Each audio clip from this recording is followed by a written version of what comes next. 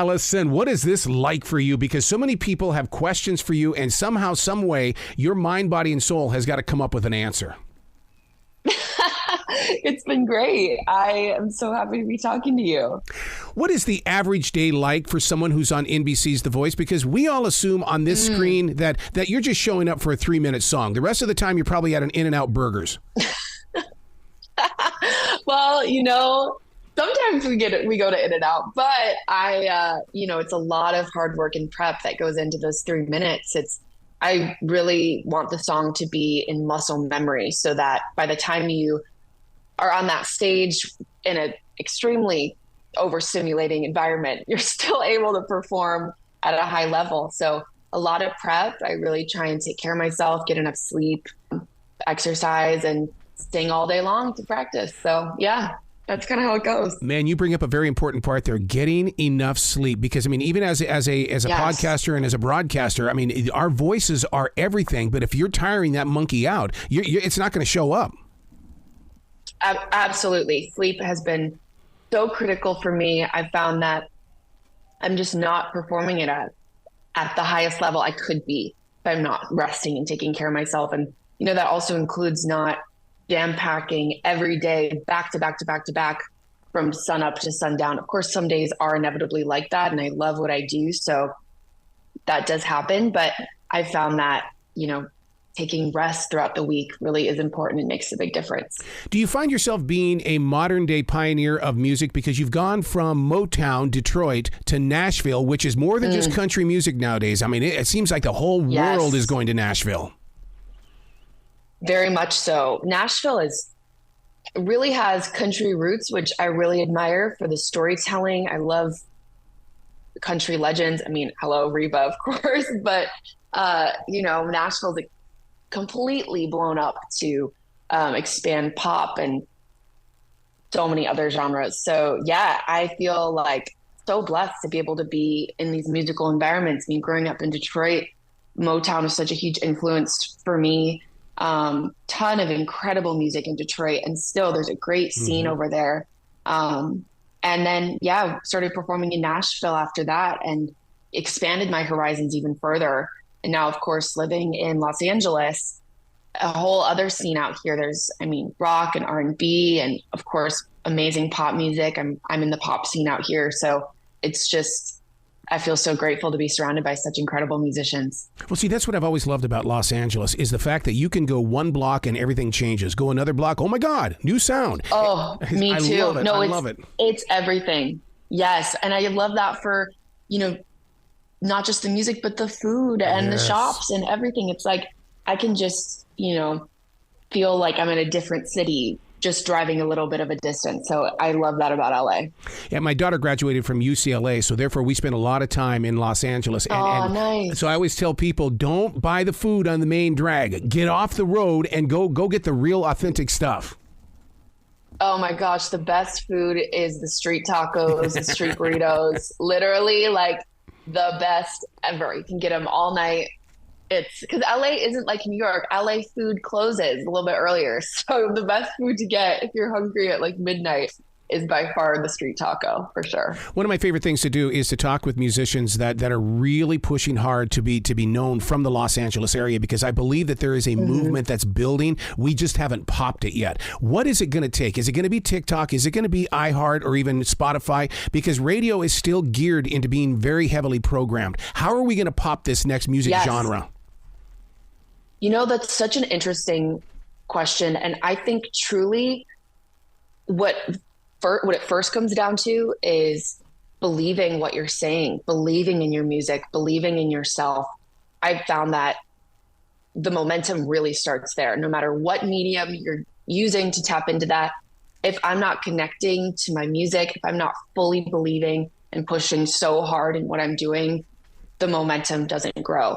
Now, of course, TikTok was the way that a lot of artists were getting really big, really fast. And I think that still is a medium. I ultimately think it'll be a mixture. Radio getting behind artists, TikTok helping artists grow their platform and letting more people see it. But I think one of the struggles with virality is you can have a moment, but how do you build an audience that's going to stick with you for the long haul? And I really think it does take a lot of different avenues, touring and seeing people in person throughout the whole country. Yes. I really think there's not just one magic secret to tapping into it, but I think a lot of different platforms working together. And of course, that belief in yourself that you have something powerful to share with the world. Well, I love what's happening to the music industry today only because it puts the artist back in control. Yes, you're running your own merchandise department. And I love that because to me, it's like being in the garage band. And all I want to do is I just need a performance. Let me go out there and figure out where we can play. Well, and so true. It's like I actually studied music business in college. It wasn't my major, but I did minor in it. And I think there's so much empowerment to I know everything about what's going on with my music career. I've designed the website. I've thought about the colors. I've thought about the fonts. I make the set list. I email the venues at this point. I don't have a booking agent. So I'm looking at every venue and like thinking, is my music a good fit for this? And working with the booking person. And of course that takes tremendous effort, but also at the same time, what a blessing that I get to be in control, not only creating the music, but I feel like I've had greater success because the messaging of what people are getting is so authentic and so true to myself because I'm the one putting it out there. So there's not, whenever you look at my Instagram, my website, everything is so authentic to me because, I'm the one that's gotten to be in the driver's seat. Well, you've got so much competition these days, and in the way of that, a lot of these clubs that where people once had live music, they want the YouTube sensation in there because they know it's going to instantly sell out, and they're going to sell a lot of Pepsi and Coke. Right, exactly. I mean, that's competition. That's keeping you away from that live stage, which I think is one of the reasons why here in Charlotte, our grocery stores have live music on Thursday nights. That's amazing. Wait, I love that. It connects people to live music and to me, community. Yeah. Community is everything when it comes to music. Me too. And that's really what I hope for as an artist is every time you come to my show to feel safe and warm and present in that moment and just be a part of the community that's gathered there because music is truly one of the best ways, if not truly the best way for us to build connection, not only with ourselves, but with each other. So I completely agree with you. Community is everything. Well, we've got a full circle moment here in the way that 31 years ago, the night before I got married to my wife, I was at the Steve Miller concert and you performed with Steve Miller. Yes, I did perform. I did open for Steve Miller. That's crazy. Yes. I was actually 13 when I opened for Steve Miller in Detroit. Yeah. And I sang my own original music and it was one of the coolest moments ever. I had so many people, my parents brought all their friends. I had so many amazing supporters come and it was such an amazing moment. And I grew up performing. So performing really was my first love. And to have so many amazing opportunities throughout my career, especially at such a young age, really affirmed that this was what I should be doing as an adult and doing it long term. It's just that bug that I caught when I was a little kid. It just has continued to grow. Don't you love how down to earth these rock heroes are? I mean, we all have these moments where you get to go and be with one of your heroes. Like I was the pitcher against Michael Bolton's softball team, and it's like so to this. And then when I talked to him about it in an interview, I mean, he brought it up like it just happened yesterday. I'm going, Michael, I was just a jock on a radio, man. How can you remember this moment? That's great. Yeah, right. It's like, no, I just think these musicians that I've looked up to, I mean, we'll get to it, I'm sure, but Reba, I mean, to work with her and she was just everything I could have dreamed of and beyond. It's like these musicians are just people. And it's been such a joy to be able to meet so many of them and work with them. I'm going to show you how old I am. Coin Radio, Billings, Montana. And I get this new record from Lonnie Bell, who was my program director. He says, put this one on because she's a new artist. And I said, who is it? Reba? Is that how you say it? And he goes, Reba. So I've been in radio as long as Reba has been played on the radio. Incredible. I love it. Oh, that's awesome. We didn't know who she was. And that's the thing about it. It was also during the age of Alabama coming into the music industry. And there was such an evolutional change that was taking place. And so to see how you're with Reba today, she's bringing all of that experience and she's planting it in your future. It's unbelievable. She was truly, I mean, she has been the best mentor ever. Yep. And I think her wisdom, not only of the music industry, but of business. She's an incredible actress and entrepreneur, and she does everything. I just think that wisdom has inspired me so much. And she's definitely inspiring a whole new generation of musicians. And I'm so grateful to be one of them that's gotten to personally work with her. Don't you think that the one message that she has proven is don't settle for you because you think that you're only this. You are more than just you. Yes. The purpose that she puts behind every word, every action, every thing that she does in her career is absolutely inspiring. She's taught me to believe in myself, stick up for myself. And that's absolutely what I needed. It's a really difficult industry to be in. It's really easy to compare yourself to other people. I live in a, music mecca, if you will, where there's artists on every corner. And I think being able to believe in yourself and hold your own is a really underrated skill. And she's really instilled that in me, showing me that, there's only one you. So the more you can be authentic to yourself, the greater success you'll have because people will really connect with that. Your parents opened up the door with the guitar. I'm so jealous of that because every time I wanted to pick up a music instrument, my dad would always say, it's either bowling or it's music. Which one do you want? And he didn't want me to have more than one thing. So, but I'm very jealous of you that you had the support of your parents. There have been, I'm so blessed. They're truly the most supportive parents. They drove me to every gig. They got me lessons when I was younger. They, I wasn't ever on a travel sports team, but they drove all around the state of Michigan to random corn festivals. I played at a blueberry festival. I played at, everything under the sun, you name it. They drove me to Nashville. They took me to New York. And then, they also really encouraged me to move to LA as an adult, which it was really hard. My whole family's in Michigan. And they never once said, don't do it, we'll miss you. And of course they miss me. We're so close. But to have them be by my side at every step has just been unbelievable. Making those trips on the road right away, I'm starting to think of REO Speedwagon because their father would drive them around in that old station wagon. What was the car that you guys drove in? Gosh, we had a Dodge Grand Caravan silver car. From, I think it was like a 2003 or something like that. And and we would take that everywhere to every gig. It also fit guitars and equipment. And we'd so stereotypical Midwest, just, our family in a minivan driving to all these gigs.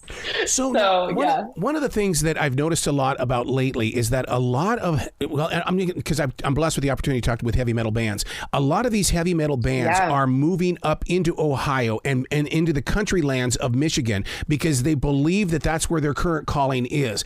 It's almost like it's a switch back to the old days. What's happening there? Are you feeling that at all? You know what? There's a huge metal scene in Michigan and there's festivals with metal, like a ton of metal artists.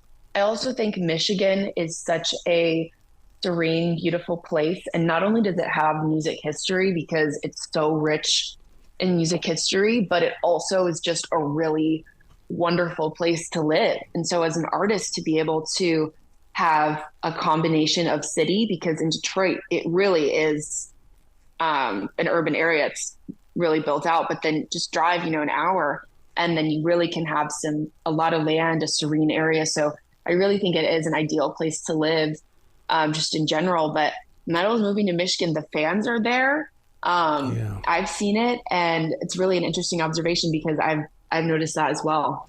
I always love those heavy metal artists because when you're listening to their music, they're screaming so loud you can't understand a word they're saying, but you get them on the phone and they go, "Hey dude, what's going on?" It's like, no, this is not the same person. Right. It's like, it's just a dude, like, he's just, but I guess, you just have to, they must just switch into a different mode, which, I guess all artists do. I feel like once you're on that stage, you have to just be transported into that moment. And then, you just go about your life and do whatever else. You're so right about that, because I call that going through a transition, because when I do a live performance, I have to become Arrow. And because Arrow is, he in his own mind, body, and soul is this person. Now be that person and make that connection. Absolutely. It's just tapping into, it's yourself, but just a different part of yourself. Not that it's different from who you really are, but yeah, absolutely. It's just, you got to gear up, because it's a lot of times too, especially in a high stakes situation, like, for me, The Voice, it's really, you really have to get into that zone. It's almost like meditating before and just getting locked in, like athletes would, in a way too. Same kind of thing. So what is it like being one of very few people, 24 seasons on NBC's The Voice, and sitting in your front row are four of the biggest entertainers of all time? I mean, they paid basically their lives to be in that front row. It's unbelievable. I mean, that was the craziest part of it all, was during the blind, they're all turned around and they're there, but you can't see any of them. And it's like, are they there? I don't know. Of course, they're there. But it's like, I mean, to be able to have four icons, four people I've looked up to, know who I am, listen to me sing, give me incredible feedback. Yep. And I mean, it's just the opportunity of a lifetime. I feel so grateful I got on the show. I can't believe it. And I just think it was so meant to be. I think it was absolutely the next step for me in my career. And it's just, I mean, there's no other way to describe it. It's crazy to have them know who I am and have them work with me. I mean, as the viewer, I feel like I'm cheating on you, Alison, in the way that I can see their facial expressions before they spin those chairs around. And it's like, man, I'm cheating on Alison. I'm her biggest fan here. Turn around. It's crazy. It's, you know what? It's a crazy process. But, and also as the singer, when Reba turned for me, you have to keep singing. Yes. So even though this huge rush of adrenaline went through my body, the first thought was, oh my God, she just turned around, keep singing well. Like, because you have to stay locked in, but it's insane because there she is staring at you. And the other thought I had was, oh my God, you're on The Voice. And I really just tried to stay present in that moment because I knew it was only 90 seconds long and I had to just stay locked into the song. So, it was a crazy moment. I dreamed about it that night because it was so much for me. Like, it was so much input to my brain that I couldn't get over it. I literally dreamed about it that night. So. Wow. Where can people go to find out more about you? And if you've got swag or if you've got merchandise, let's get that stuff sold. Let's get it into the hearts of people that become big time fans. Well, thank you so much. I am releasing new music soon. You can check it out. My website is AlisonAlbrecht.com. My Instagram is at Alison Albrecht, and same on TikTok, Facebook, every other platform. And you can also look me up on NBC.com just to make sure you've got all my links are there. You can look out my bio. And yeah, I'm really excited for everybody to hear the new music. I've got some videos coming out at the end of the month. So definitely stay tuned. I'm really looking forward to connecting with everybody more. Please come back to this show anytime in the future. The door is always going to be open for you. Thank you so much. I would absolutely love to. It was such a pleasure talking to you this morning. Well, you be brilliant today, okay? Thank you. Have a great rest of your day.